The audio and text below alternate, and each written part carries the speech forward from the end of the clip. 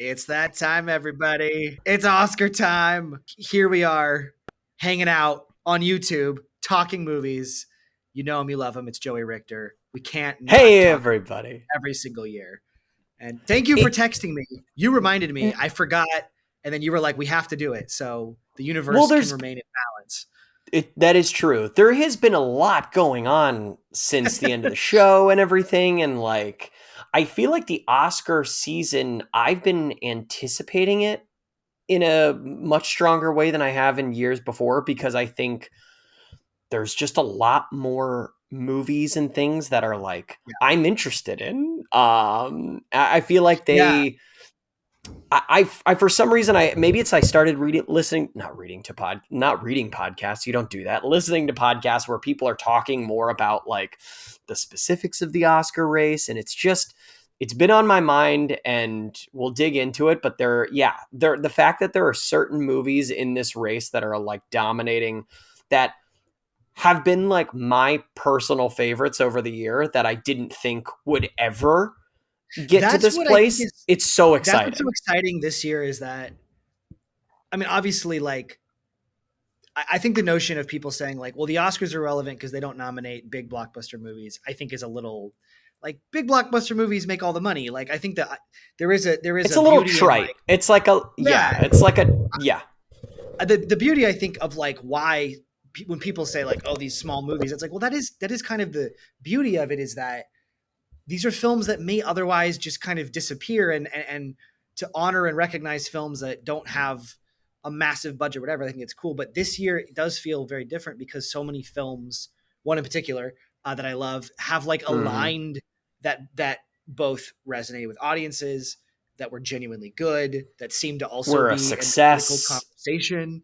Yeah, so it's Yeah. this weird it's this weird mix of people 6 months ago going wouldn't it be crazy if these movies were nominated, and they all were, And then they which is were and have fascinating. swept in both previous wins, but also dominated in just nominations and buzz. Yeah, it's very cool. It's very cool. And It's a the cool older year. I get, I don't know if you feel this way, I feel wildly disconnected from the ceremony of it all. I could really give a crap about the who's who's hosting, and the No, drama. I just no. don't care about that. But I find myself really intrigued and more drawn to the idea of what new artists are coming out of it, who's being recognized. So I find myself both more invested in the process and wildly uninvested in the actual night of the thing, which is a weird Yeah. it's a weird thing. Well, it's a flip, because there are some elements of it where you see the kind of exclusive like boys and girls club machinations of the Oscars in the Right. campaigning and everything that make me go oh god, I'm rolling my eyes at all this.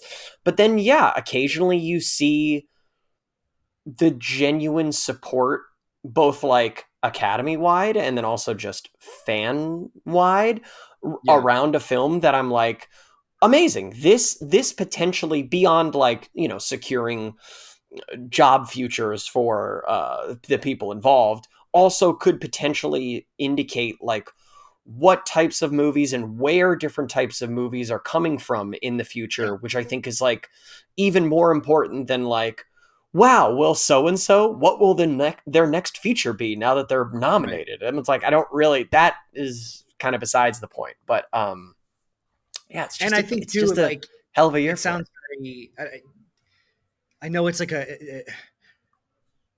I don't mean to join in the Greek chorus of blockbuster Marvel movies are ruining cinema, because that's not what I think. But there is Sure. something that does feel wow, it's cool when a movie that's not Marvel or something Sure. can break through and do well and be seen and be recognized, and that just feels like a miracle that in years past, often the Oscar winner, going back 20, 30 years ago, was often a critical and box office success. It was, Yeah. and that really has diverged over the time, where, and that's why I think people say boy, the Oscars feel out of touch. Who's seen this tiny little thing? And I don't know. I think it's cool to say that like films that aren't Marvel and Disney can like not just be commercially successful, but also can have the critical acclaim. Because I feel like you see studios trying to Sure. pick one or the other. They go, well, it's either got to make back $1 billion or we can hope for an Oscar campaign. And if it doesn't get one of those, we'll dump it on streaming and you'll never hear from it again. And I feel like it's Well, cool to see movies that maybe can like break through and not be just exclusively one of those things, you know? and everyone was kind of like panic. Like the last few years have been filled with panic of like, oh no, the movies are never going to be the same. The only thing we're going to after this pandemic that we're going to have are these like big Disney, Marvel, and Star Wars machines. And it's kind of like this year really proved like, I think people, that being said, I say this knowing that like two of the Best Picture nominees are like sequels and like giant like IP machines like Top Gun and Avatar are both like huge big budget sequels to movies. So I'm like, okay, but still the fact that these whether they are franchises, but they're not like these franchises that have dominated the film categories for the last 10 years, and the fact that like they can kind of come in as well as these like other medium-sized movies that have made like a pretty solid I mean, Everything Everywhere All at Once, the $20 million movie, 10 that made over $100 million, like amazing. And then like even the way streaming, at the time, you were the very first person I heard about this movie from. I got a text on the same day from you and Corey, both being like, "Have you seen this movie?" And being like, "Oh yeah, I saw a trailer, the crazy wacky trailer with Michelle Yeoh." And both of you were like, "You got to go see it." And despite the hype of that, completely surpassed it. I remember I saw it on a Monday night, weeks after it opened. At City Walk in IMAX to a almost packed audience. And there's a particular scene in the movie where, without context, there's two rocks talking to each other. And I will never forget the moment of the complete silence of that scene and the uproarious laughter and response to it in like an IMAX theater at 10:30 on a Monday with like a non-Marvel movie. And I remember like thinking like, okay, this is really special. Like this is something really cool that's happening that I hadn't experienced since, I don't know, maybe like seeing like The Force Awakens on opening night and being like, wow, we're all in it together. I don't know. It was just, and I think it's really great. The last 2 years, we haven't had that. I mean, there was a time like not even like a year or two ago when people were like, our movie's actually dead though. And it's like, I think this year kind of says like, no, people like going to the movies. People like going to the movies. And even this year alone, it's like a lot of movies have been like huge. It's like you think of movies in 2023 so far where it's like Puss in Boots has been in theaters for like 3 months. And it's like people are movies killing it. And then you have like Megan, and then you have Creed, and then the new Scream movie coming. It's like you go, wow, people like want to go to the movies and see movies, even if like this, I think people were wrongly associating this like, or maybe just internally associating this kind of fizzling out of the Marvel stuff. And I say this as someone who will like keep seeing Marvel movies because I'm just like, whatever. I have like disconnected my emotional connection to them probably after Endgame, and I'm like, I enjoy them. I don't ride, not too much of me rides on them. So, but acknowledging that the decline of these movies has in some ways gone down, and the quality has not matched like what it previously once was. And I think people are associating that with like, oh no, and all of cinemas, if we're just stuck with this, then what is it? And it's like, no, it's because everything's secular, baby. We are. And we're I back. love the idea that I think there's often I mean, as with most things on the internet, there's a very split, like which side are you on? And I feel like with that debate of like, you are all Marvel, all Star Wars, whatever, or like you hate and I'm like, I would love to have both. I would love to go to a midnight premiere of a popcorn blockbuster and have a blast. Yeah. Some of my best memories with friends and why I love movies are from that. And it would be cool to like go see a movie that's not that. But then go see Tar, and then I'm like, wow, this movie blew my fucking mind. And and it's it's great. It's nice.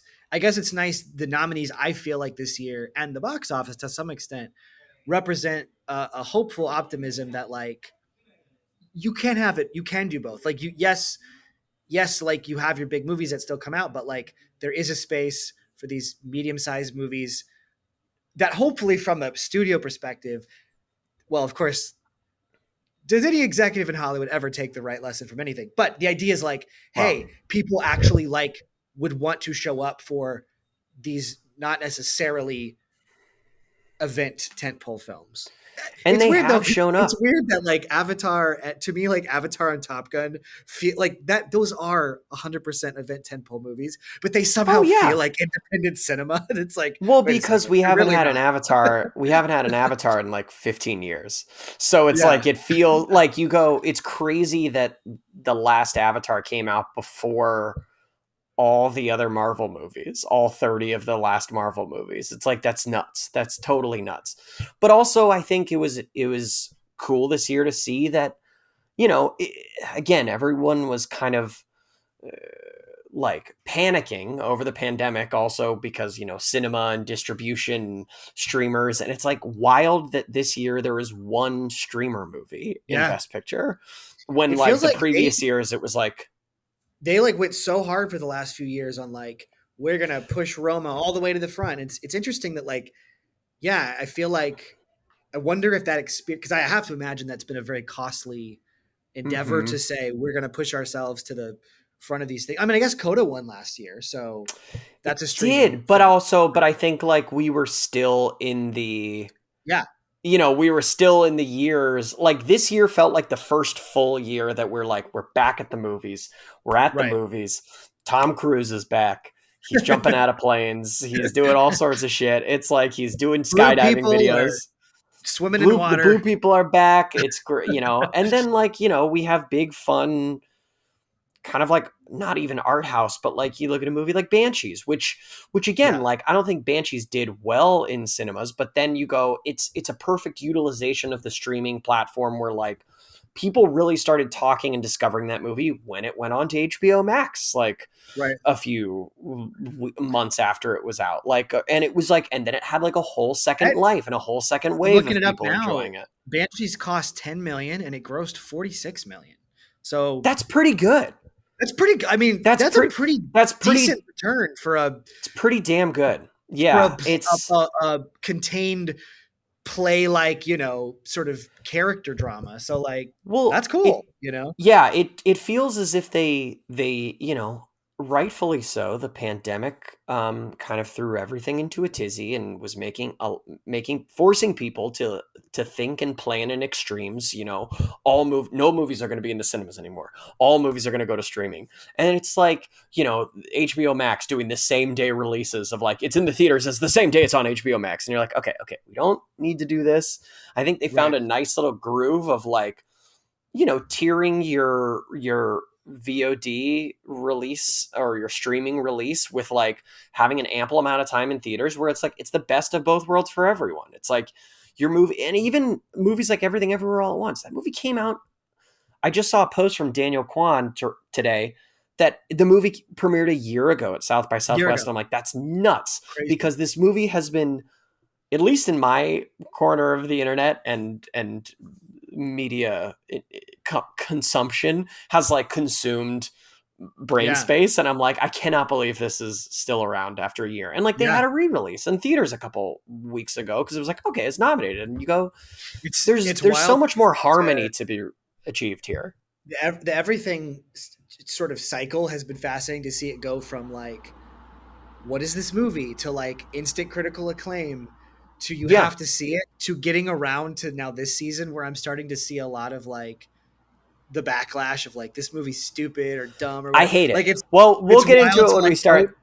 yeah, to go through that When cycle and be we like, oh, now we're on the hate side of it. Yeah, you when we know? talk about the specific movie, I want to get into that because that has been something that has pissed me off Me lately. too. But Me too. Well, it's pissing that's me a off. great segue. Like let's dive into uh the different nominations and All right. Well, we'll start with the big one. Top Gun this Maverick. It's movie? the most popcorn of them all, right? It saved movies. Did Steven Spielberg pulled Tom Cruise aside at the PGAs. Did you see this clip? I did? Yeah. He And said he's like, you saved movies, and you you're saved like, us that's all. amazing. You saved us all, and you're like, that's amazing. What a wonderful thing. I mean, Are you a fan of this movie? I saw it with you and Sean.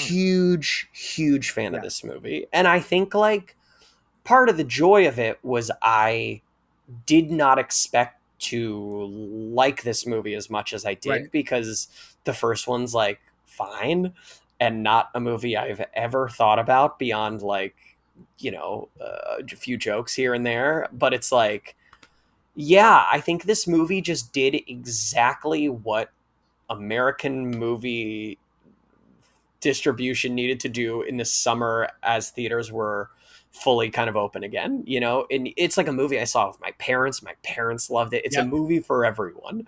I I think saw it like on my birthday for the third time in 40X because Kim said, "What are you want to do for cool. your?" And I said, we've never been to That's a 40X cool. movie."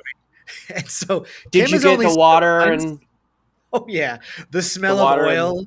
Um, and the pump in your there's a back of like there's a part where they throw Tom Cruise out of a bar, and yes, for some reason the seat went poof, it just it just punched punched the you right in the just back. we're like, That's and so Kim just dumb. looked at me like, "What are we doing here?" She's only seen it that way, so I don't know if she's as big of a fan as I am, but I think I really, obviously, the flying is cool and the cinematography, but I think I really appreciate what a almost comedically efficient, perfectly Script? structured screenplay where you're like, Totally.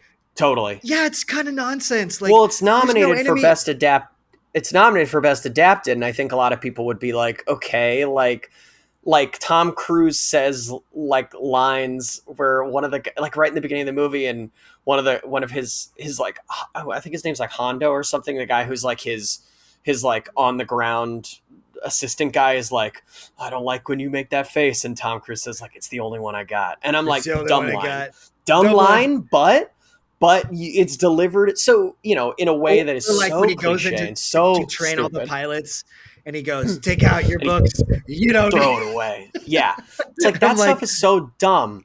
But it's like when you use cliche effectively, it's like that yeah. there's a reason it's cliche. There's like a And reason it exists. And I something that think I this really, movie nails it. really appreciated, I think, again, not to like, I'm just using Marvel as a reference point because it is what we've known for the last 15 years in terms of like what defines a blockbuster. My problem with a lot of Marvel movies, the ones that do it great, I love them. But a lot of times I'm watching going like, who am I? What are we trying to do and stop? And there's no, the sense of the stakes are baffling to me.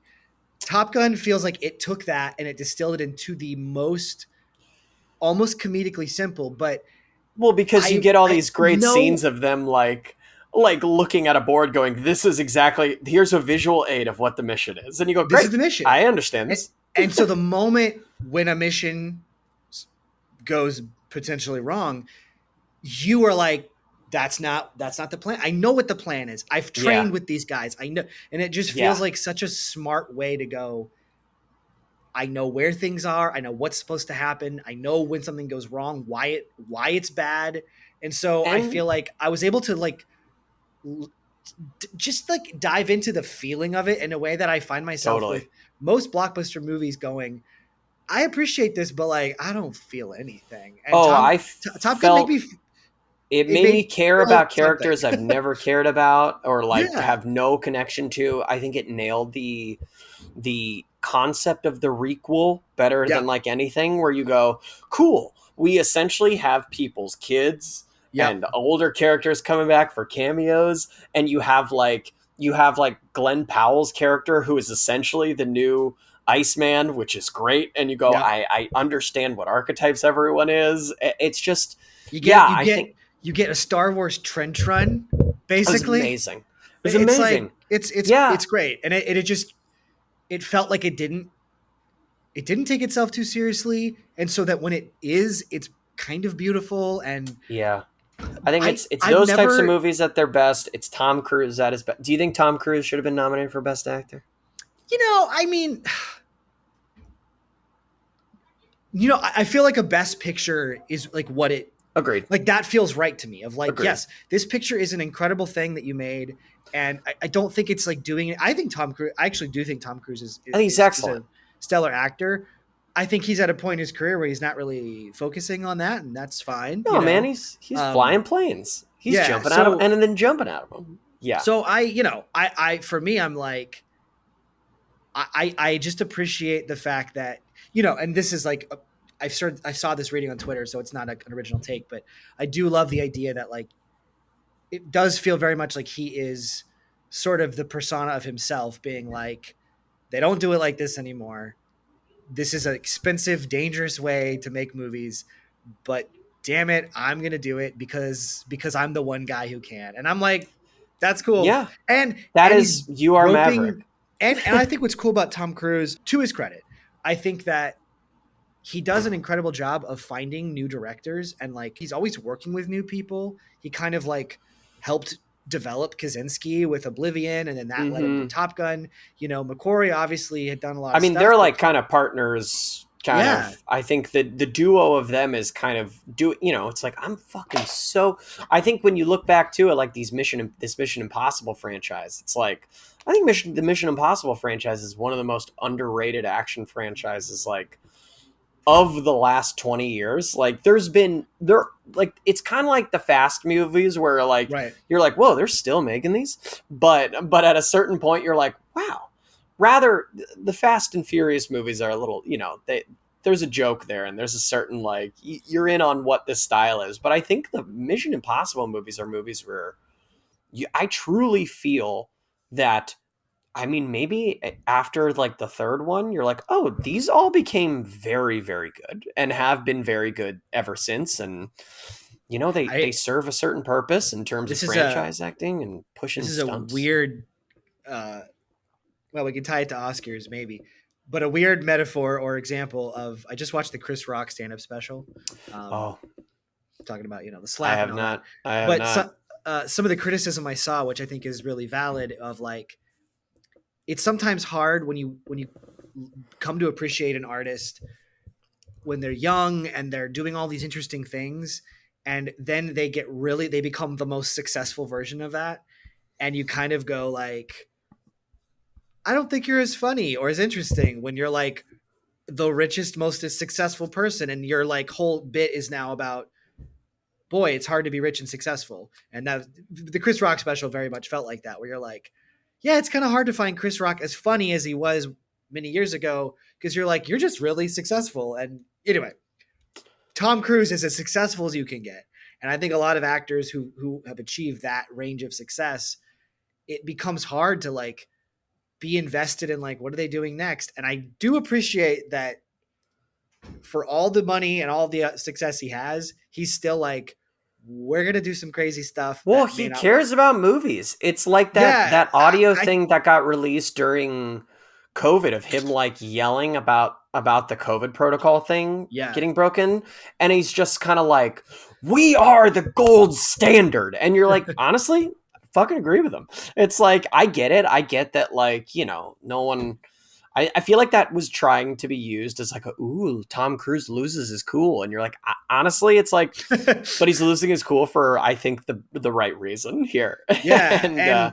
and I go, he cares about movies. This is somebody who does like nothing left to prove. And so whatever you think of Tom Cruise, I appreciate that the fact that he can get these movies made, that he's still like, but we have to push them to do something. And I watched an interview with him talking about this a few weeks ago, talking about like, hey, do you have a death wish? Like, why do you do these stunts? Like, are you just want, this is sort of what's the vibe? Like, what's the impetus to do this? And he said, and I want to believe him when he says this. He said, it's not about trying to impress the audience that Tom Cruise is jumping out of something taller and bigger. He said, if you don't, especially in modern day filmmaking, if you don't really believe that your protagonist is actually doing the thing, you will not care what happens to them, And he wasn't saying this in a dismissive way, specifically against any franchise, but I immediately think of like The Volume, and how when I watch all these movies, I'm just like,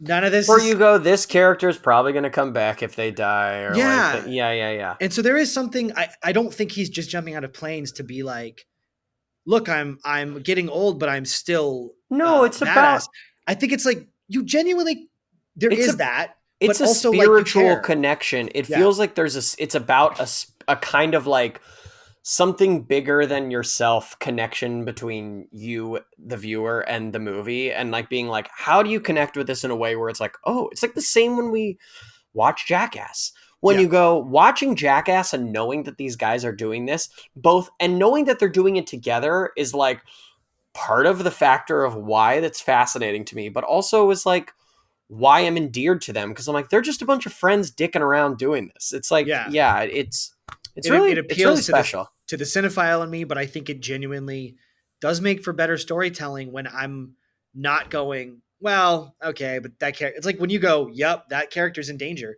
I think that's Yeah. cool, and so I appreciate that he's not just like I'm jumping out of a plane because it's cool. He's like, I genuinely think if you're going to make a story that's supposed to have high stakes, the audience needs to be with you and believe you. And I was like, that's cool. So, Top Gun, Top great Gun, movie. love it. If it happened to pull off an upset and like win based on like producer support, because I feel like, or just like I because everyone votes for Best Picture, right? Isn't that Right? how the Yeah, balloting works? Where it's like yeah, and it's the specific, preferential. it's So preferential. you put So an I don't order know. of like your I think this picks. movie's pretty high on a lot of people's lists. I think that fucking Spielberg endorsement probably Yeah, helped a lot. And, so I don't know. If this movie happened to pull off a win, against all odds, I think it would be deserved and I think it would be cool. But I loved it. yeah, I love that. All right. Let's move to a complete opposite spectrum. It is the movie I haven't seen. That's Women Talking. I Okay. have not seen this movie. I I've heard have seen it. great things about it, except that the color Okay. palette is very flat and like weirdly orange. But I've heard good things about the performances and the writing and the directing. Tell me about the movie. I haven't seen it. I would like to. I am probably going to be like an outlier here. I wasn't into this movie that Gotcha. much. I It's very like play like, right? It's very play like, but then there were certain small technical aspects of the movie that like really bugged me. One, like this barn where these women are talking a lot is often they often leave big doors open and it feels like the background behind them of the outside is all green screened and it's like just a small thing that I'm like, just close the door. Why are we leaving this door open? Why don't we just close we don't need to see this fake backdrop anymore. Little things like that. I also yeah, yeah, I had a lot of trouble following what was going on in the movie. It could have just been, it was a movie I watched at home. I think it was like one of the few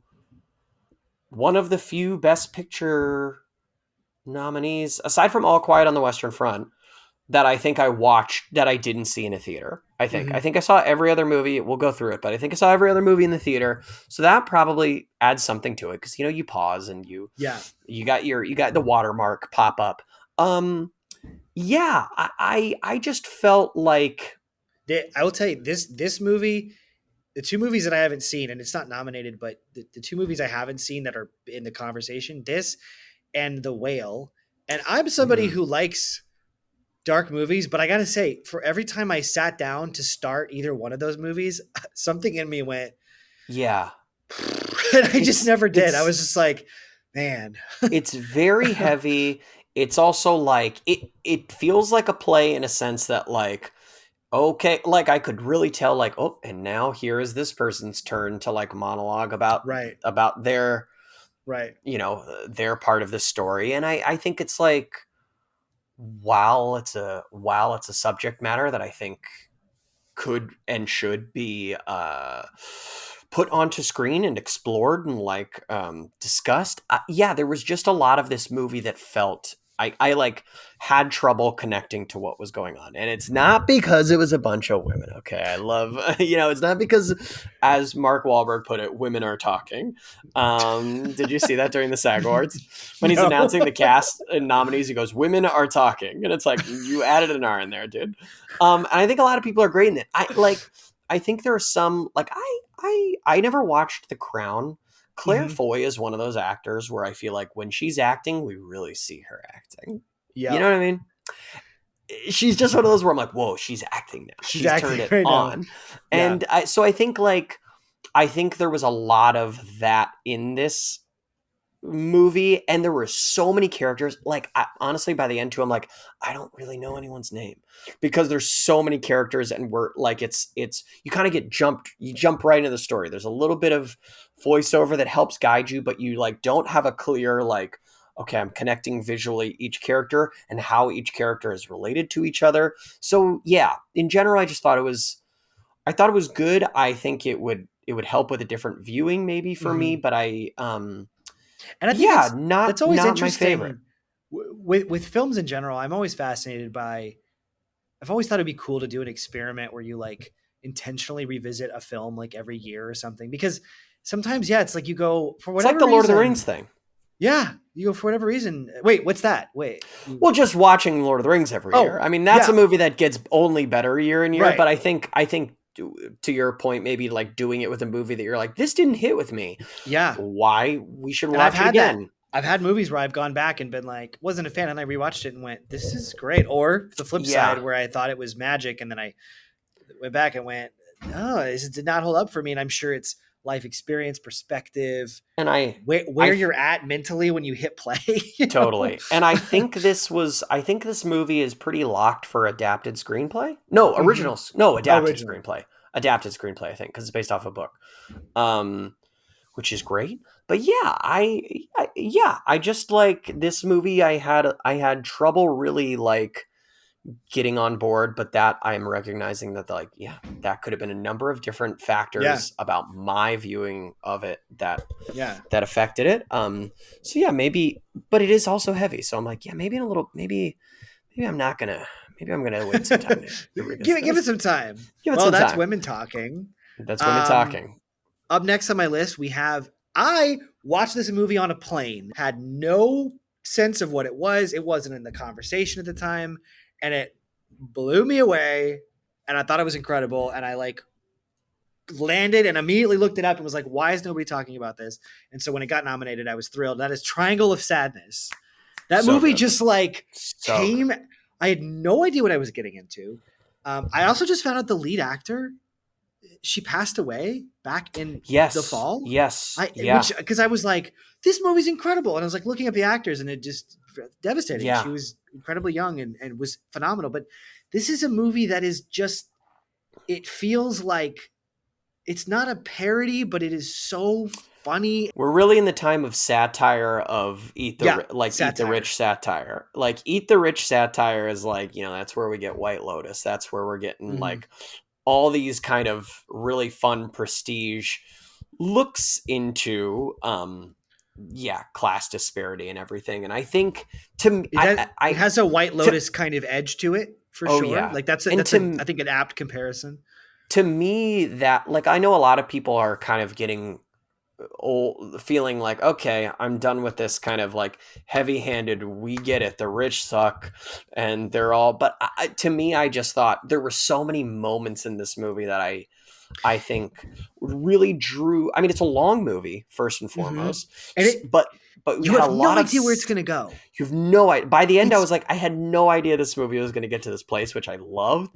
And and I just I'm somebody really who loves spoilers, but for a few of my friends were like, "Is it good?" And I was like, "I never say this, but truly, just don't even ask what it's about, and just like go on the journey." yeah.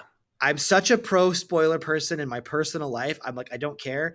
This was a movie where people say why they don't like spoilers. I would like think of this movie and go, you know what? I'm sure I'd like it on a rewatch, but part of it was sitting there in the plane going, what the And this like I've just been Yeah. trying to get Lauren to rewatch because it just came on Hulu. So if you have Hulu, it's a place to watch it now. But I've been wanting to get Lauren to watch it because also I don't remember. It's like I don't remember many jokes from the movie, many lines, but like I just remember sequences because it's a long movie, but like a lot of drawn out, uncomfortable sequences. It really taps into that like, not quite as goofy as Curb, but that moment of like, oh my, it is that White Lotus thing of like these terrible people. Like when Yeah. there's a one sequence where the woman's trying to get everyone, the like employees to get in the pool. And she's like, Oh get my in the God. pool. And I'm like, she's like, cause I Oh, want you to get in oh. the pool. And I'm like, I hate this. But And it I starts off can't like look away. it starts Can't off look really away. kind of cute and funny, and then it just, oh my God. And what's It so, gets so uncomfortable what I and would say it's to its amazing. credit, and I think the people who feel like the on the nose kind of eat the rich thing, that's a super valid criticism. But I think what's interesting about this movie is it kind of roots you in giving you some kind of empathy for almost everybody. And right when you kind of empathize and care about them, then they do something awful. Like it Yeah, it's starts great. you off with the character who I thought was the protagonist. And then by the end, you're like, this guy kind of like it's such an interesting thing where it doesn't try to sort of go, hey, here's the rich people, they suck. Here's the service people, they're gonna get crapped on the entire time. It's sort of like blends those two and Well, gives you some especially really in that, great satisfying payoffs to like yeah. where some of those people who are crapped I on when mean, they have the especially that opportunity that to third act really like makes you question the idea of like, oh, is it these people that are rich or is it just the idea of power in general makes you right, terrible? Or like right, is it these rich people that are terrible or is it their power and fortune yep, and privilege that just makes anyone terrible? right, It's great. It's such a good movie. It's so good and so funny and fantastic performances. yeah. I think Dolly De Leon, who has an incredible arc come the end of this movie, who played I forget the character's name, but I don't want to talk too much about it. But in the the housekeeper from who ends up in an interesting position at the end of the movie. I think there was a point where there was a campaign for her for best supporting actress, and Oh, I would have I mean, loved to she's see that. incredible. I would have loved to see that because it was just so unexpected and so good. And like, yeah, I enjoyed this. I thoroughly enjoyed this movie. Yeah, and I Thoroughly was enjoyed it. so shocked that it was nominated. It just didn't feel like it felt like this little weird gem of a thing that I had found, and it was Well, like, wow, people like it. I think a lot of like the international Yeah, Academy voters like big fans of it because Ruben Östlund's movie The Square was like, who's the director who got nominated for best director too. It's like his previous movie The Square, which was like a satire on the art world. It's also super wild and weird. Was also I think was nominated for best foreign film with the year it came out. And then he also wrote and directed that movie Force Majeure, which they it's a great remade movie. with Will Ferrell and Julia Louis-Dreyfus a couple years ago Yeah, of like about it's like the avalanche an happens, and then avalanche happens the and dad doesn't. He a dad saves like himself and abandons not his his family. family, but no one dies, and then it's like them having to deal with like him making this choice. Anyways, great stuff. Great stuff. Yeah, Great really movie. great movie. Totally worth checking out. Yeah. Next up on the list, we have biopics. We got a biopic. You can't have a biopic get made and not have it be Elvis. nominated for Best Picture. I We mean, you got could. Elvis. We You had Rocket could. Man, which was I think Which my was, favorite I biopic. agree, That nothing 100%. happened, and fucking Taron Egerton got it was. Yeah. Uh, Actually sang. uh, Well, and no, to his credit, Austin Butler, here he is singing, uh, listen, doing the accent, I thought still doing the accent all these years later. I thought um, Austin Butler. I thought Austin Butler did a phenomenal job. I thought yeah, he did. I did like Elvis more than I thought I was going to. me I like too. Baz Me Luhrmann too. movies. Like for a while, I haven't seen it since, but I remember when I first saw Australia, which is famously a movie that everyone hates of his. I was like, Nicole this movie's Kidman, Hugh Jackman. Hugh Yeah. Jackman. It's like a big Australian Sweeping outback epic, Western. period epic. Yeah. And Yeah. I remember everyone hated that movie, and I was like, I think this movie's pretty good. It's like big and romantic and silly. Yeah. But I mean, this movie was, I think, a really fascinating way to tell a story. I think doing it through the eyes of his manager was wacky and weird. It felt like a fucking fever dream a lot of the time, you know, and I think that kind of unconventionalness. There was a moment where when we saw it where I was like, ooh, they're doing a lot of remixes of Elvis songs and like making them, inserting a lot of like modern and contemporary like Right. almost like electronic Right. accompaniment to it. And for a while I was like, I don't know about this, but then I was like, oh, this is just his thing. This is what he Yeah. does, Baz Luhrmann. Well, you know what I really, Yeah. I'm predisposed to not enjoy a film like this. I'm just like not a Sure. fan of biopics. And I think like it's hard to watch any biopic after seeing Walk Hard because it just sort of like ruins it. Totally. Totally. But things I actually really appreciated about this movie. You know, at first it felt like the whole movie felt like a trailer, at Yeah. first I was kind of like, wow, but then it sort of uh, worked its will on me, and I was sort of like, kind of just blown away at the sheer like, holy crap, Like the truly, audacity of the movie. You go, this truly, movie it has is like a lot of nerve. yeah, you're like, this is a almost 3 hour movie that the sheer number of shots and the And fact that it's there's like no the scene cuts, that the costumes, the like yeah, how much stuff, like that one montage where it's like showing Elvis in his film career, and I'm like, this is nuts that they shot like yeah. this. So Yeah. the sheer power of it kind of I thought was pretty impressive, and I'll say I think Austin Butler's great. I thought he's phenomenal. I love him in Once Upon a Time in Hollywood. He's I thought he great was in that movie. great in that He's movie. great. I He's think he's great. genuinely a phenomenal actor. I think he's great in this. I'm not. I have no personal connection to Elvis. I'm not an Elvis fan of it. So like nothing about the movie sort of was like I didn't have any nostalgia for any of it. Sure. But what I think the movie did well that I'd never sort of thought before is it made Elvis feel it was the first time I watched something Elvis related and sort of was like, oh, that's why he was like a sex symbol. Like I got Mm-hmm. it. I was like Well, the way that he you got captures the the idea of Elvis. You're like, I exactly. understand what the idea of Elvis was. Like that first scene when he's performing and they go to see him and he's in the pink suit and it's like all the Yeah, girls are like freaking out. You're like, I get it. I get this. And I think, exactly. That well, it's that like, helped me kind of go because I've always kind of been like I'm just like not a huge Elvis fan. I'm just like sure. I'm not a fan of the style, the songs don't. So I've always kind of been like, why do people like Elvis so much? And this movie made me go like, oh, I understand. Totally. It captured the zeitgeist of like the appeal of what he did well, and for that I was like, cool. That is what I hope a biopic would do is like help me understand, Yeah. and don't paint by numbers. And I think the movie's credit, it doesn't paint by numbers in the way, I mean, it kind of does on a linear level, but like on a moment to moment level, you're truly like, I've never seen anything You're like like, this. it's an assault of the senses. But yeah, There's I a enjoyed it. The there's a Tom lot of his Hanks, relationship that's like, a little dicey.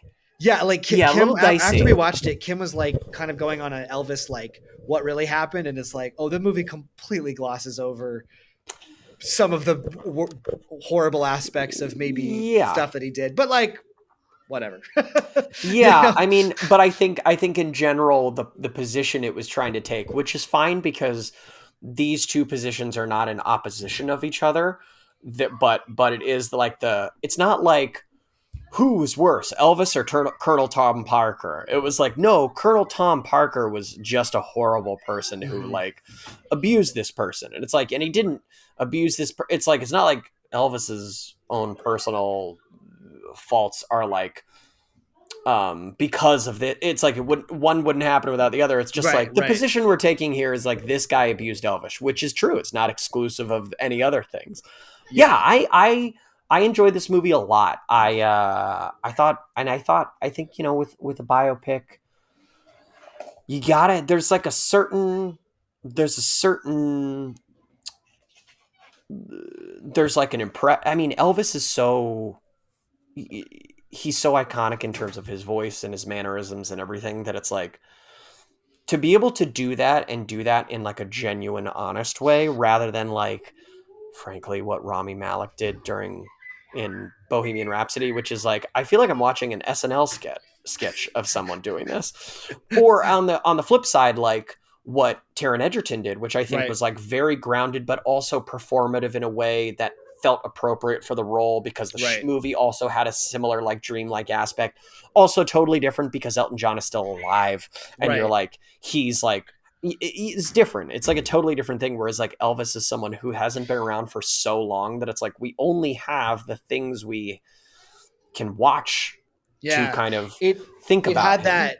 I think that like Joaquin Phoenix and Walk Hard is great, and this kind of reminded me of that, where it's like I don't feel like I'm watching a costume impression, and obviously Or Elvis is. walk the line. I'm sorry, Walk the Line. That's what I meant. But same thing though. Same Walk thing. Hard, Walk the Line. But like I didn't, and I think Elvis is probably would be a very intimidating role to take on, because Oh yeah. it's like it's a costume on Hollywood Boulevard. It's a voice, and so yeah, I think to his credit, I think Austin Butler did an amazing Did job, you like making it personal in a way that I didn't feel like I was watching an impression. did you listen to his Mark Maron interview? I haven't. No. It's really great. He just talks about the process of like getting the role, and then like he essentially is like, I worked with Baz for 5 months back and forth of like not knowing whether or not I had the role, of just like work sessions, like come to New York, like hang out with me for a little bit. Let's like go over some scenes, until he like finally did a screen test after 5 months, and then like Wow. eventually got it, and then moved to Australia. And then like within like a few weeks of their production, they shut down for COVID and were shut down for like 8 months. And he was like, Wow. That's and crazy. then he was like, he was like, we shut down for all that time after, Tom Hanks famously was the first person to get COVID in Hollywood. And like, he talks about how like, he was like, I could have gone, everyone was like, just come back home, because like everything's going to get shut down. And he was like, if I come home, I'll like kill the momentum of me like preparing to do this for months and months and months. So he's like, I just stayed in Australia for like half a year and just like continued to work with Boz and everything. And I'm like, you know what? You fucking did the work. You did the work, and you 100%. did it in a really powerful way. So, And I know like people have, critique the fact that he's been rocking the accent still, but I will say I watched the, Hollywood Actors Roundtable, and I really just love hearing him talk about the craft. It's like to see an actor that he's a young very thoughtful guy, yeah, who I think like, is just kind of like amazed that he's there, which I'm like, yeah. great, cool, and, man. and really wonderful thoughts about, I think, the process. And even though he has the accent, doesn't feel like he's like trying to be some highfalutin method. No. It's like, it feels like a really organic and reverent thing. And yeah, my take was Elvis was fine. I will watch any movie Austin Butler's in.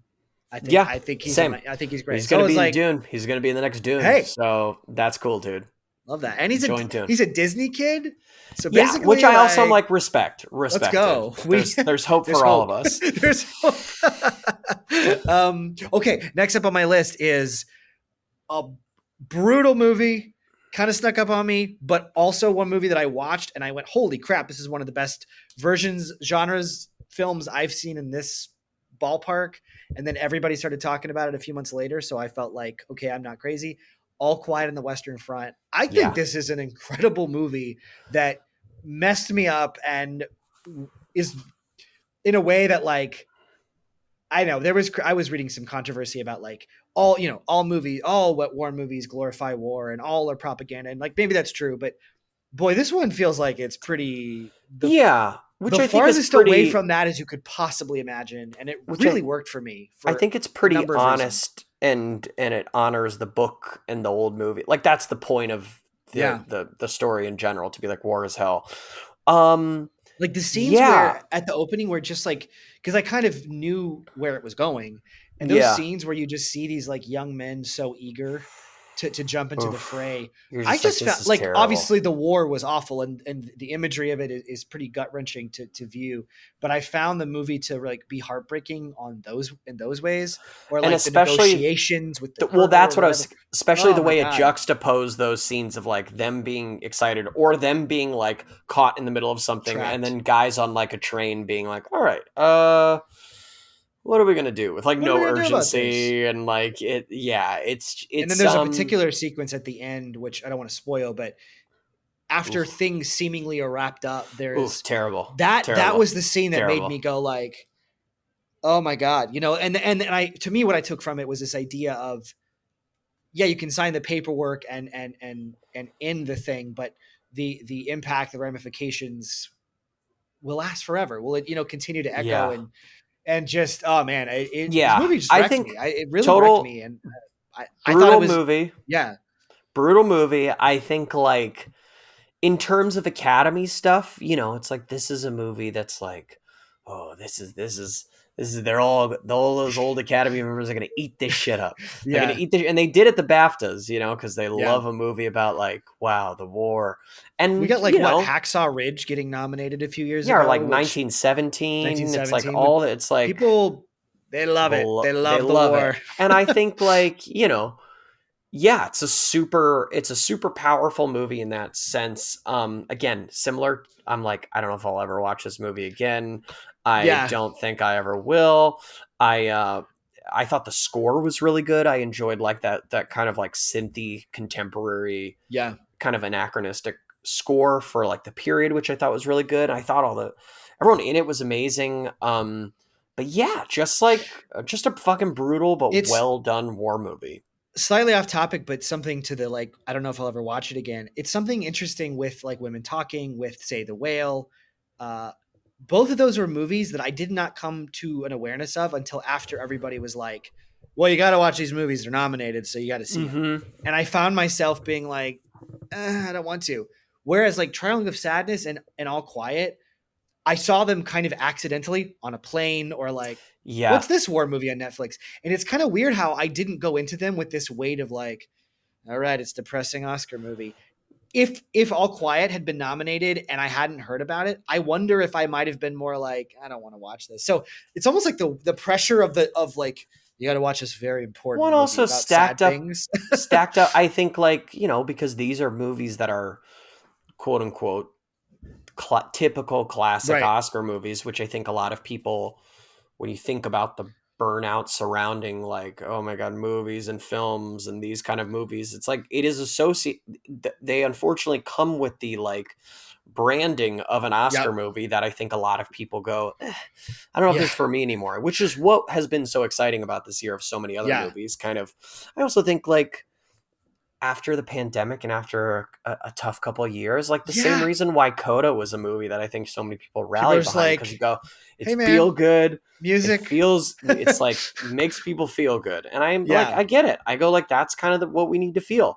What's so funny is that I was here listening to a podcast that was kind of briefly touching on the idea that like Top Gun and All Quiet on the Western Front are like, essentially you're like, they're doing, the one is like, it's so funny how it's like it's feel good and you go, it's a war movie that It's a we're war just go, movie. like if we're talking about war propaganda, you go, that's what that is. And then 100%. like, so it is interesting, but I think like, I think the thing about Top Gun too is like, yes, that is true, but it's like it, if done, you could sub out a few, again, like you said, it's like it's a trench Star Wars Yep. sequence where it's like you could make this a Star Wars movie, or you could That's make what this a yeah, fantasy movie, it was like, this and sub perfect out a lot template of, for like, here's how you do it. yeah, And it yeah, it just works. And happened in Top Gun. Yeah, yeah. Yeah, it's weird. but It is wild to have Top Gun and All Quiet as these two the like, two isn't war war cool kids? And versus like, yeah, like it's the worst thing that could ever happen to you. yeah, but one is the one that everyone, but they're both like so lauded in different ways. It's Yeah. fascinating, Yeah. fascinating. Next up on my list, we're moving to a quiet character drama. Maybe the other sort of a biopic on this list. I don't know if you could quite call it a biopic.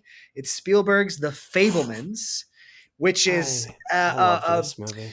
sort of a take on his life, but with a lot of indulgences and sort of fantastical elements. So you were a fan. What did you think of The Fabelmans? I loved The Fabelmans. Did you saw it, right? I did. Oh yeah. Yeah, I loved it. And like, very simply, it's a movie that makes you go, Steven Spielberg, he's the guy. He's the Yeah. guy. He's been doing this forever. It's like the way he moves the camera is so amazing.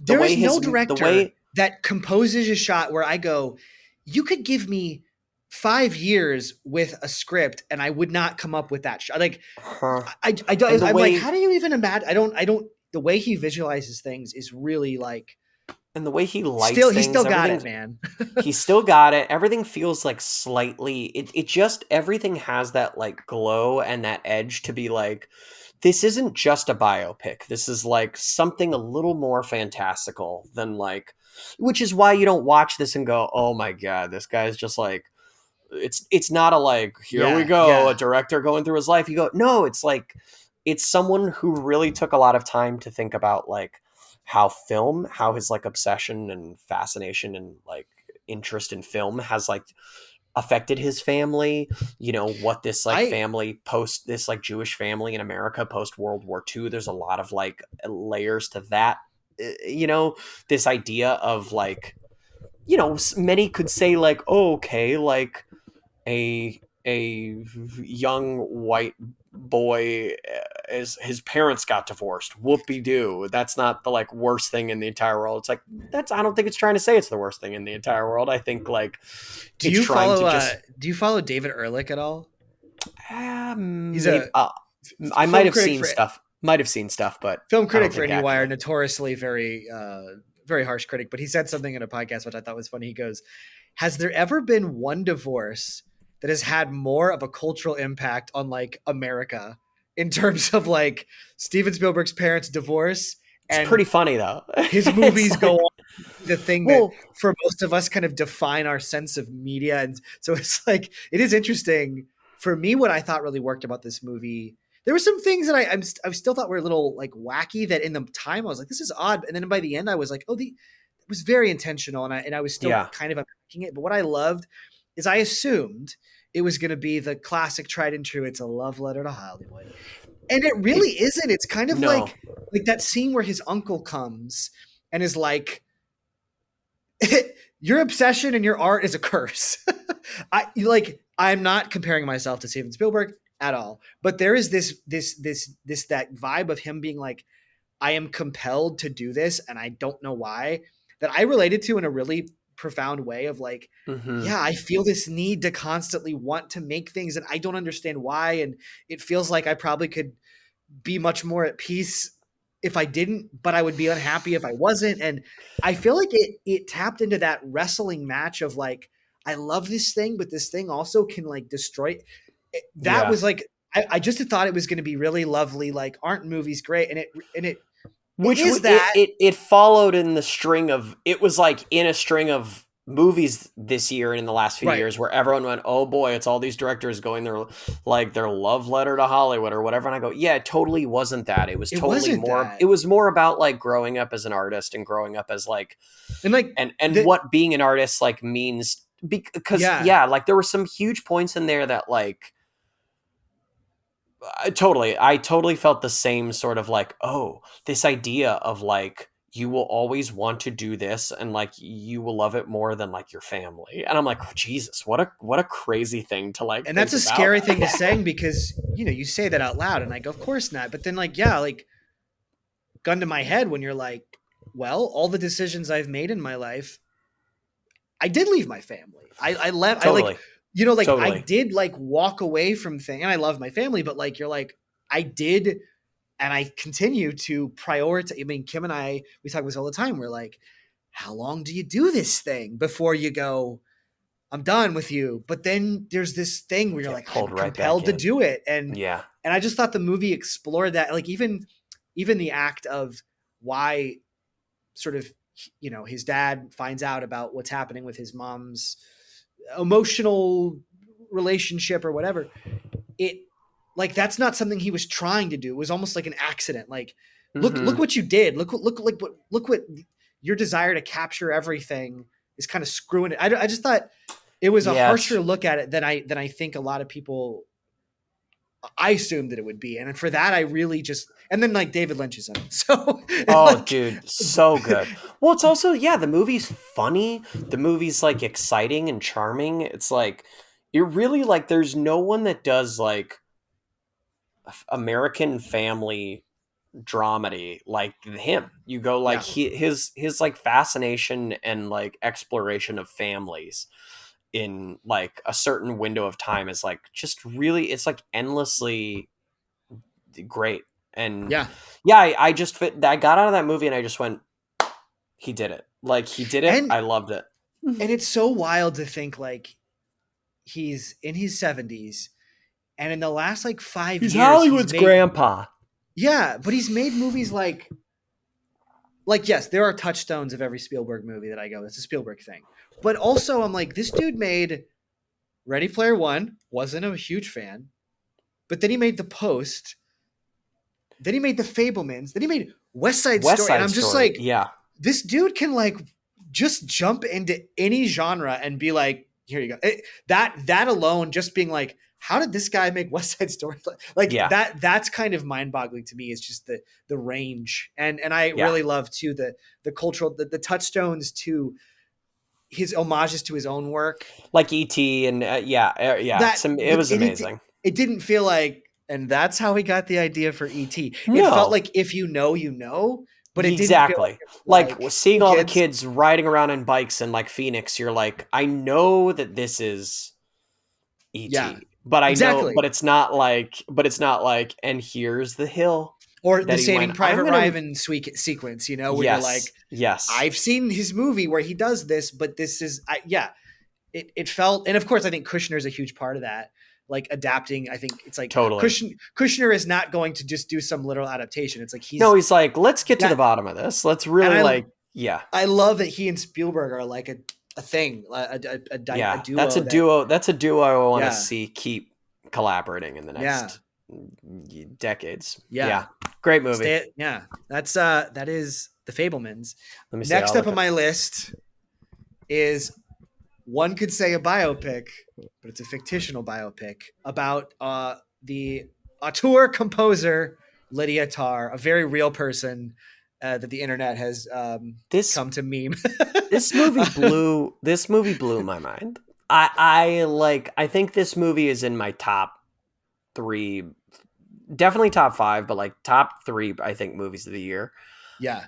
This movie, like, this is what makes the whole Best Actress race so difficult, because ultimately I think I'm for Michelle Yeoh. I want Michelle Yeoh to win, but it is that thing where watching Cate Blanchett, I'm like, this is one of the most marvelous performances I've ever seen ever. It's truly just, like when you watch somebody doing what they do better than anybody else, it's that feeling of like, I am witnessing one of the best people. Maddening. It's like it makes you angry. Tom Brady win the 6th Super Bowl. You're like, this is the best person at what they do, doing what they do better than anybody else, and it's incredible and it's effortless. And this movie just like it's also a movie that could be kind of boring. Like like, this movie, I think I was expecting to be like, she's going to be amazing. The rest of the movie, I'm going to just kind of be like, okay. And I think I felt the exact opposite. Like Todd Fields, hasn't done a movie fucking since Little Children. It's like 15 years, and it's like you go, and I get it, because it's like the intentionality that went into like every aspect of this movie, and like the beating of this movie, and the kind of even just like putting the credits at the front. I just felt like this movie is so intentional with what it's showing you, how we're seeing. Nothing feels like I could not. Nothing's like, erroneous. Nothing like nothing felt like I felt like I was completely in the hands of somebody who was going to surprise me at every turn. I could not. There was no part of it that I was like, I know where this is going. I was like, same, no idea. But I felt like I was in it. I am strapped into a ride that somebody knows exactly where they're taking me. Yeah, and I have you just don't get that experience in a movie very often. And also it's a movie, wild, Also a movie that just like really operates at the highest form of its own intelligence, and kind of expects you to meet it there. Like, not a movie that's going to hold your hand through this story and this like, and guide you through like it. Like, so much is left for you to like put the pieces together, but in a way that's like, if you've been paying attention, I trust that you will know what this means, or what the result of this is. And I think and talk about Tom Cruise coming in again, because apparently Todd Field's journey as a director started with is Cruise on the set of Eyes Wide Shut, being being like, like, "You're this going to be a is director." yeah, you're going to be a director, and also like convincing him on how to make was it Little Children, how to get Little Children like the cut he Yeah, wanted from Harvey Weinstein, and being like, this is yeah, how you defeat Harvey Weinstein. I'm like, wow, amazing. crazy. But And then also the fingerprints of like the Kubrick of it all are interesting because he still works apparently with like a line producer he met on Eyes Wide Shut. So it's like it's kind of this fascinating sort of, you know, passing of the torch, yes, to make this kind of movie that you're like, I just don't, I've never seen anything like this movie. I just like, I don't even yeah, know how to explain it. And Kim was like, what is it? And I was like, I don't even it's know how to tell you just what it is. It's like a biopic, but it's a fake biopic, but it's yeah, a it's horror like, movie, but it's a thriller. It's satirical. but It's it's like, heartbreaking. yeah, It's but it's a look at like cancel culture, but also the Me Too movement through like yeah, it's incredible. It's a movie where you're watching someone be so despicable and like but you just can't look away. They're You just can't look like away. Yeah. they're the worst type of person that is just like, but also so good at what they do. It's like a movie that really makes you think about this idea of like, can you separate art and the person Art from doing the art artist. from Yeah. artist? And it's yeah, And it's it doesn't feel like a movie that's like trying to indict the idea of holding people accountable, being like, maybe we're taking all this too. It's like, it really feels like it's examining that question from a very kind of valid place. It doesn't let anyone, in my opinion, off the hook, but it does sort of ask this question of like, but what do we do about our relationship with people like that? mm-hmm. I don't know. There's so much to it, and I've only seen it once, but I'm really excited to rewatch it. I know. And I'm excited to unpack rewatch it. it because I think this movie's going to be a movie that only gets better. I'm a little bummed because I do think this movie is going to potentially not walk away with any Oscars Yeah, I could tomorrow, see it getting shut out. just Yeah, because it's in a bunch of categories where I just think there's a lot of support for other people, either in yeah. screenplay or director or even best picture or now best actress. And like, that is an unfortunate thing because I do think this movie is spectacular, like a Yeah. spectacular, maybe masterpiece. But it's Yeah. like, and I feel, and I hold no resentment against the movies that are potentially going to sweep this. But it's just like, oh God, it's good. It's really Yeah. good. It I feels think like it'll have regardless, impact for a long time. It's not just exactly. remember that year that weird movie got. It's like, I feel like this is going to be a thing people will go, boy, that movie was something Yes, to think about, and will probably be I would imagine a point of inspiration for a lot of directors, being like, what if we made something as crazy and I weird hope as that, so. you know? I hope so, and I'm glad it's like I apparently this movie's like very divisive too. Like people, I don't know if you read that like Entertainment Weekly, like anonymous Oscar voters giving their opinions on movies, which I think is actually like horrible. And I'm like Still, I a lot of hate horrible it. things, a lot I of horrible hate it. things were said, and I think like It's when like, you're thinking stop when giving you're anonymous people a platform. It's like, why? Why yeah, are we doing that? and when Yeah. you're looking at their opinions, you're like, ooh, you should stop expressing this. Yeah. This is a bad opinion. But it's like the way a lot of people are like, I think it was pretentious. It's like you're not getting it if you think it's not. It's like this movie has no opinion on her. Like I think that's what's so interesting about it is like the movie isn't going like, isn't she a horrible person? Or like what she did is so crazy wrong. It's like the movie is kind of just giving you facts and giving you like at the end of the movie, spoiler alert, where she ends up and where she ends up. It's like the movie has no opinion about it, but because it's such a deep dive into her character, you know what her opinion is of being there. And So I love it's like the you're able to make that connection for yourself as to the what that actually means for the juxtaposition character. of There's no the opening judgment in it. scene. Yeah, the juxtaposition of the opening scene and that, because I remember when I saw this movie, halfway there's an opening scene where she's being interviewed in front of a large audience, by a very scholarly person, and the questions are It's amazing. and I was sitting there, if I'm being honest, in the movie, being like, oh, I am not on this movie's wavelength. Well, it's like I'm a lot like, of this movie's going to go over my head, but oh, that's I think the point is you're 100%. like, oh And then I got wow, to the this end, person. and where she ends up at the end, it made me think of the beginning and go, oh, right. Like the movie wasn't trying to put me on one side. It was just like, and here's where she was, and here's where she Yes. got to. And I love And that because it really helped me clarify how I was like, oh, these pretentious people. And it's like, yeah, is that how you feel? Then that's it's not that's totally telling how you you, to feel that way. exactly. Yeah. It's not trying to force you to feel something. It's very detached and sort of Hmm. like it's even the shots. Like a lot of the shots are like a camera on a tripod in the middle of a room, sort You get of to being just this. watch people. Yeah, it's like you are just kind of like viewing the movie from like whatever position it's showing you, and like Yeah, also the way the camera's positioned gives you a lot of ideas of like power structures in this world that it's just an amazing, finely crafted movie. It's like a yeah. meal. The movie is a meal. It's a real fucking meal of a movie. I, Just watch I'm it. You'll I'm love it. really excited to go back and rewatch it. This is one of those things where I like saw it and went, wow. And I thought I should watch this right away, but then I thought, no, I want to like sit on this for a while. And Hmm. so I feel like The in more the I thought next about few it, the weeks I'm more gonna I dive back continued to in. like it. It was like Yeah. it's just. I think this movie's only going to get better. Okay. Yeah, I totally agree. All Totally right. The agree. final few. Final few. Let's dive into hold on, where's my list? I'm gonna save the one that I think we want to save for last. Um, You know, let's talk about Banshees of Inisherin. I loved This Banshees. this was what blew me away about this movie is it was pitched to me as kind of like it's a fun, funny, kind of quaint Colin Farrell being sort of this humorous, kind of not particularly bright person, and oh the hijinks that these two get up to when there's a falling out. Was not expecting this movie to kind of destroy me Hmm.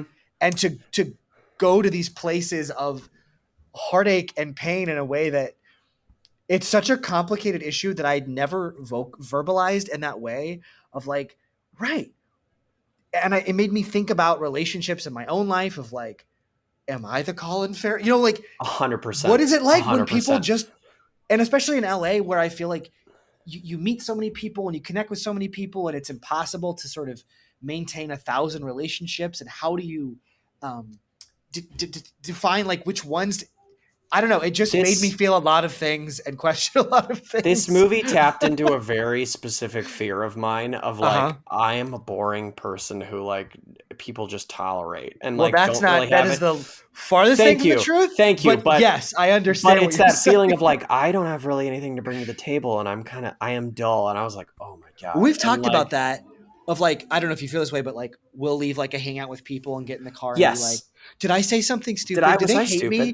Was I Yes. the most, and boy, this like, it, It was great. It was but in a great. way that also was incredibly like sincere and sweet and empathetic. And I really felt for each person's perspective.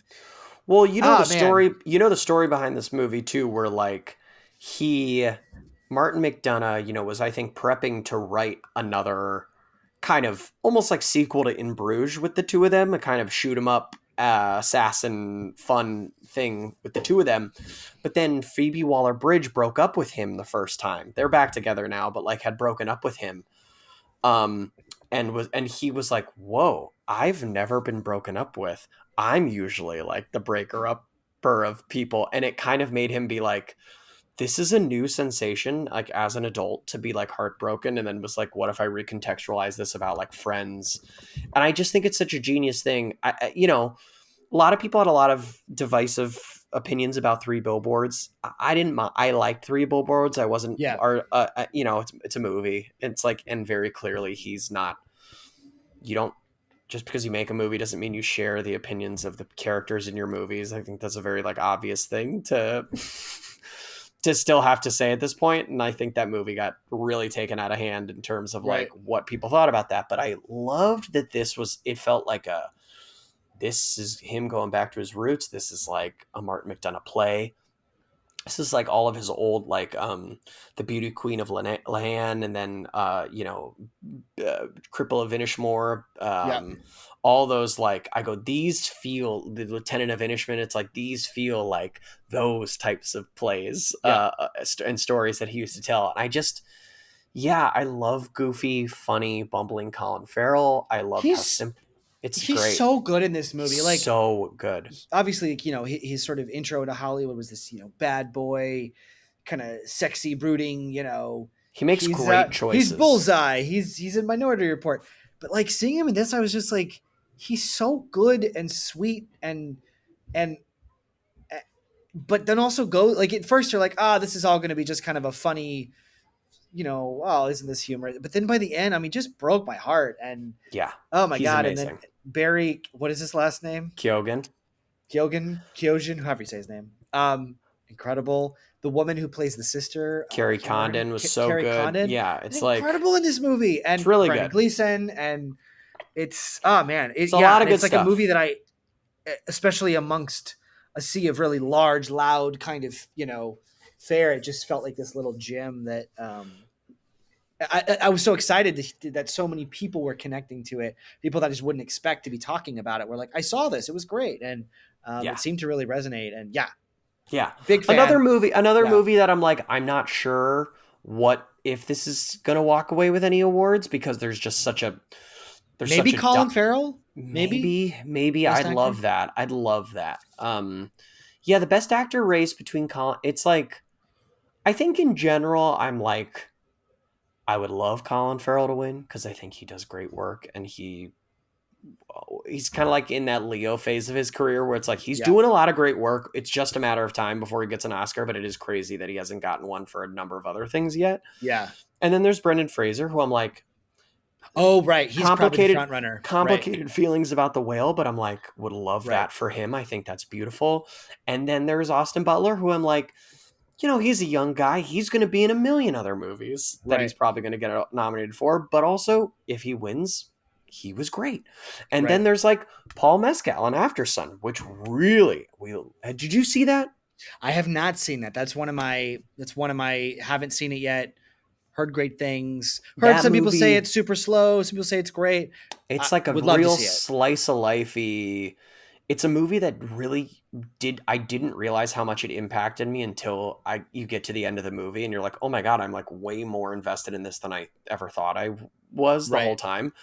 I just rewatched it again with Lauren a couple weeks ago, and it made me cry at the end. I was like, this movie is just there's something about it. Like by the end, Right. he's excellent. So it's a pretty stacked category. And then I saw Living, the Bill Nye movie, and I was like, this is okay. Like this movie's fine. I've seen Bill Nye be really dynamic and fun in other movies that weren't this. So I don't know. Yeah. Yeah. But Okay, we have two. We have two more. two more. Two more. So I say we start with Avatar: Way of the Water, whale in the room. The and not the blue, whale. not the whale. The big Telucan. The Telucan. the telekinetic whales. James Nuts. Cameron doesn't miss. Box office wise, how do we feel about the movie as an artistic statement? What did you think of Avatar 2? I liked Way of Water way more than the first Avatar. Me too. Me too. I think not only because the technology is like so amazing, there's a parts of it that I don't like. Like I think the spider character is pretty dumb. I think that's a pretty dumb character. But this movie was like a marvel to look at. I was just like, and I thought like similar to the way Top Gun Maverick has, its hitting beats that I'm like, these are classic beats. You can't go wrong if you hit these beats. Like it's the same with Way of Water too, where it's like, he's not focused on giving you a complex insight into it. It's like, he's like, we're hitting major story beats. We're touching on big themes of family and it's going to look incredible. And it kind of felt like this did. movie almost to an extent redid the first, maybe in part because it's been so long, to be like, here's the world again, here's the thing. And I felt like on almost every level, it made more sense to me than the first one did. Totally. And the other pros that I would say for it is like, nobody does an act 3 action, not even sequence, like entire hour, like James Cameron does. Yeah. I mean, just when everything comes together in crescendos, there were so many sequences in this movie where I was just like, holy, like this is the most incredible thing I've ever visually seen. Yeah. And yet I think I don't even know if it's a con, but it's a similar thing I had with the first one where I got out and I was like, cool. Well, that's And the it's thing. it's I like a go, I weird thing where will, I go, I just witnessed miraculous things, and I get out and I go, wow, that was amazing. I I don't will know if I'll ever see it watch again. I will watch the next one. I'm like, part of me is like, oh, I should try to catch this movie again when it's in theaters. Because when it gets to home, and I'm like, I'm not going to watch this movie on Disney Plus. Right, I'm not gonna really be engaged in the same way. So I'm like, well, we should catch this again while it's still in theaters. But yeah, it's like I'll see the next one. I'm there. Count me in. But it's like, yeah, I'm not emotionally invested in it in the way that I'm like, change my life or anything. I'm like, yeah, this is pretty good. And I think it'll be very interesting to have now only like 2 years until the next hmm one, as opposed to like 15. I think right. I think everyone was kind of like, will anyone still care about Avatar? I'm like, yeah, it's been long enough where it's essentially like he's releasing a new franchise, even though it's the same thing. So it's like, but I think, and like technology has changed so drastically since the first one and everything. So it's like, yeah, I think the big test will be like, how do people feel about the third one when it's Yeah, only been 2 years, and ultimately the like scope of the landscape with the VFX is not going to change so much in 2 years the way it did right. over the last 15. So pretty cool. I think, you put this movie in there because Big Jim And changed the game and the movie yeah, made $2 billion. and it's to its credit, it's like, yeah, I go, and this is a question I have for the wrap up, but it's sort of like, so think about this. What are your parameters for what defines like what should be nominated for an Oscar? I think Mm-hmm. that question can vary from person to person, but for me, I've always thought like I do want to see films that sort of push the medium forward, and you go, Yeah. this is truly something. Yeah. I don't want to say revolutionary. That maybe sounds too strong, but you're like, this is changing the rules of what's possible. Totally. And to his credit, it's pretty rad to see a movie that is like a big blockbuster thing that does feel Like an event.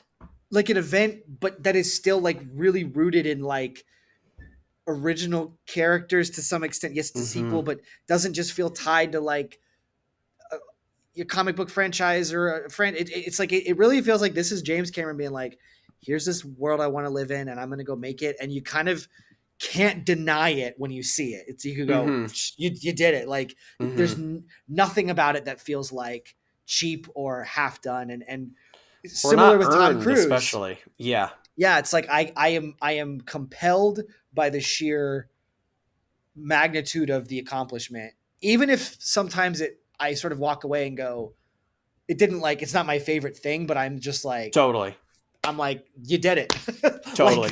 that's ridiculous. I don't know how Totally. you did it, Totally. and the whale stuff really worked for me. It made me cry. Same. So Same. I like Same. all the animal stuff was like destroyed me. Same. So Same. I'm like, yep. let's talk about the last film nominated on this list, and it's was my favorite movie of the year, hands Same. down.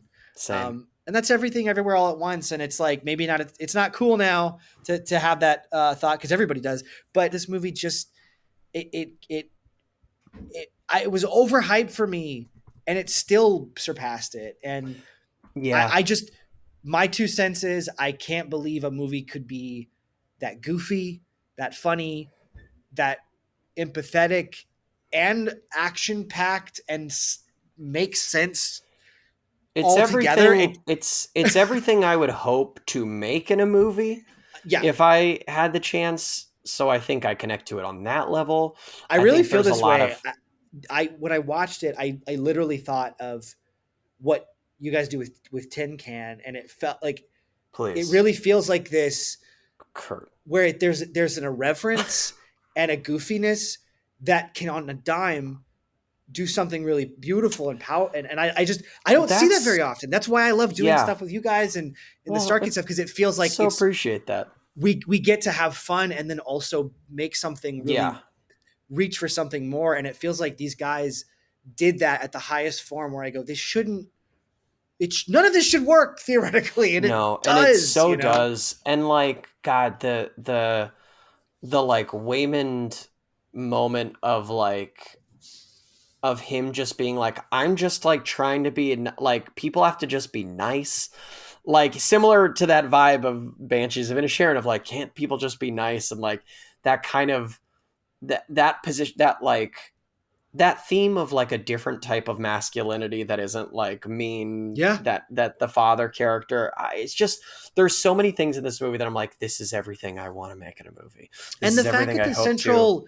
the central drama of the whole thing, and this is my theory on why it works so well, is that the central conflict is the relation, this family, will they stay together? Well, And like, and well, I think, everything else is born out of that, to me, thing that is deeply resonant and you care about. And all the ridiculousness, the humor, the comedy, the action, the sci-fi, it's all in service of that. That's well, what, to me, that's I what I think took what's from it. so exciting about this movie too is like, because the, the Daniels are people in their mid 30s, anyways, it's like they are all born from the same film school Yeah. knowledge, but also like things that they were inspired by that we were. So it Mhm. really does feel like I'm like, oh, this is a movie made by our generation of people. And it's like the first time you're seeing a movie recognized in a big way like this that is coming from the people who watched all of Spielberg's movies growing up and watched Tarantino's movies and like even watched like Edgar Wright movies and were inspired by them. Yep. It's like, I think like that is what's so defining about it, is it's like, Yep. this is the movie made by people who watched anime, who like watched whereas like no other generation, that wasn't their influence, that wasn't where their visual like style is coming from. And I think that's what's so exciting about it, and to see that getting recognized in a big way on top of the, it's a movie about, with a predominantly like Asian cast and like queer characters at the forefront, and like Who feel a to female, me so fleshed so out in a way that yes, doesn't feel like, all right, guys, we did it. We checked the boxes and we got you some reference. no, It's like it feels it feels so inherently, earnest. yeah, it is Yeah, the DNA of the movie. it's And just and its specificity, it becomes incredibly universal. I'm like yeah, watching this being like, this is me and my mom sometimes. Like, like I'm yeah, it's a reminder of like, when you go specific, it actually becomes more resonant. yeah, yeah. It's just the best. I think about this movie still. Again, it's been over a year since I've seen this movie, and it still maintains to be my favorite movie of the year. If it sweeps, I could not be happier. Daniel Kwan had a post today that was just about like, even if nothing happens tomorrow, it's like, this has been more than enough of just where we've gotten to right now, and that's exciting to me. That's so Yeah. thrilling to me. Yeah, there's really not much more to say. I just love this movie. I love it. I'm rooting for it Me too. Me 100%. too. It's And like like, you said, it felt like, to me, the greatest compliment I could give it, as I walked away and went, if anybody asks me, what are you trying to do? it's like I would go this like this that. this type of thing. Not Yeah, saying I'll ever be able to, but I go, it will become a Mount Rushmore of like, that is the compass on which I am trying to move towards things that make me feel the way this movie made me feel. agreed. And that is the highest. It's not even like, because of the themes. It's like, it's Yeah, just, it was everything that it accomplished, is what I go, that is the whole reason I want to be involved in anything that I do. it's the you best movie of the year. Give it the awards. Even if we have a boring ceremony and it sweeps everything, I'll be like, it was worth it, because the Yeah. movies, it also is going to set the tone for Yep. like what gets made from here on out. And it's like, great, make movies like Absolutely. this. 3 Okay. questions for you. Okay, let's do it. Okay. What do you think was left off? Anything that you saw this year that you're like, man, I wish this could have gotten in there? Nope. Interesting. Okay. I think nope. I think while we were on the run of doing genre movies, it was like he made a great genre movie, very Spielbergian, huge themes, great I love that movie. performances. I love I Nope. love I it. loved it. And I thought it was It devastating that it didn't could have gotten some get love in more. Yeah. sound, and even in the below the line categories, like really could have gotten some love there. That's I think the biggest one. And then yeah, the ones we were mentioning throughout, like Dolly De Leon getting some performance stuff, which were like, oh, that would have been cool. But yeah, I think that's the big one that I feel like, while we were in the year of like embracing genre movies and embracing like things, it's like what was everyone's problem with Nope? It's like, we've loved all the other Jordan Peele Yeah. movies too, but so that's my big one. Yeah. The only thing I would say is I'm and I don't expect it. I would love to see it at some point, but I loved Barbarian. Dude, I mean, I would yeah, love to I think see that more horror films that don't have to be. I loved I guess Barbarian could be defined as elevated horror, but I would love to just see great horror films be recognized. And I don't know if it'll ever happen, but I know. I love that Well, that's movie, the and it Nope was one of thing. I my think favorites of Nope, the year. Yeah. 100%, fully agree. What to you does make a Best Picture winner? Whether it's thinking of like what you would want to win this year, which I think is everything, or like in years Mhm. past, what is your parameter for like when you think about why I hope a movie's nominated, why I'm disappointed when a movie's not? What is that? I mean, I think it's like, I've gotten to the point now where I understand why a certain movie is probably winning versus a movie I want. You know, it's like, it's kind of the convergence of like all the right things happen. Like anything in this business is like the right things happening at the right time, and everything like coalescing at the moment. And I'm so happy that moment is happening for Everything Everywhere All at Once for whatever reason this year, of like people wanting the feel good aspect of it, people embracing new things, Letterboxd, like anything that is creating like power behind that movie. But I think this is like maybe so you know, I think I want in a Best Picture something that is like, that feels familiar, but also like pushes the film in some way. Like that's why when Parasite won, it was so exciting, because it was like, this feels familiar in terms of tone, but it also is like tackling a number of tones, and it's an international feature, and we're hearing a Yep. different story, and it's like doing that kind of, you know, eat the rich thing that Yep. is like the theme of like, those things excite me. That's why with like Coda last year being like, yeah, this feels like a really standard movie from like the 90s, that would be that, you know, but it didn't do, and what it Yeah. did do is I think offer a platform for like non-hearing, you know, performers to really showcase, which I think is super great. But like, Yeah. that's kind of what I'm looking for. But I do love that this crop of Best Pictures this year kind of encompasses everything I like Yeah. about movies, except for, like you said, something I horror centric missing. I've had this debate with people before where people like are like, there should be no parameters. It's just what was the best movie, and it's like, of course, like, How can you define that? how can you define that? And so for me, I am like having a parameter of like what defines best. I don't know what defines best, but for me, I do go. It's the ones where you go back, you know, to like a list of nominees, and you go, this movie won when like this other thing came out that year. Yeah, That like, that and is obviously what grinds my gears. we don't know what the cultural impact of a movie will be for years to come, but sometimes I can't help but feel like I wish we could sort of recognize, for me, my parameters, if I was the only person not voting for the Oscars, would be when I see something, I go, that changes everything. That opens the door for how to tell a story, who can tell a story, the concept of what a thing could be. Like that is like when I see a movie like Everything Everywhere, and I go, that like, and I guess it's a high bar, I suppose, but it is why when like you know, King's Green Speech Book wins, I'm or like, Green why? Book, you're like, Green yeah, Book, please, no. Versus like you see something and you go, that this changes what I think is possible in this medium, and I guess that is like what I hope gets rewarded and nominated. Rarely it does. Yeah. But you know, at the end of the day, it's like I love the Oscars and the concept of talking about them, but at the end of the day, the best films will live on. But Exactly. I think the real joy is in what is nominated and getting to talk about movies and experience them and have this kind of cultural conversation around it. I think it's really interesting. So I'm putting my money on Everything Everywhere All at Once. I know you are. I 100%. We'll see what happens. And it's been a great year for movies. So it's been a great year.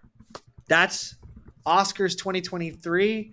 And man, I love movies, and I like talking about movies with you. I love it. I love it. And I can't wait to go see a bunch of more movies with you this year. I know. I wish Thanks we were for watching being the my Oscars. A-list buddy. You got it. We'll A-list throughout all of 2023. Joey's my A-list buddy who will be like, hey, it's a Tuesday afternoon. Want to go see this? Let's go. So I love watching movies and talking about them with you. Same, buddy. And I love you so much. Thank you for doing Happy this with Oscars. me. Thank you. The tradition lives on. And it will continue. All right, buddy. I'll see you very soon. Have a great rest of See you your night. soon. Bye, dude.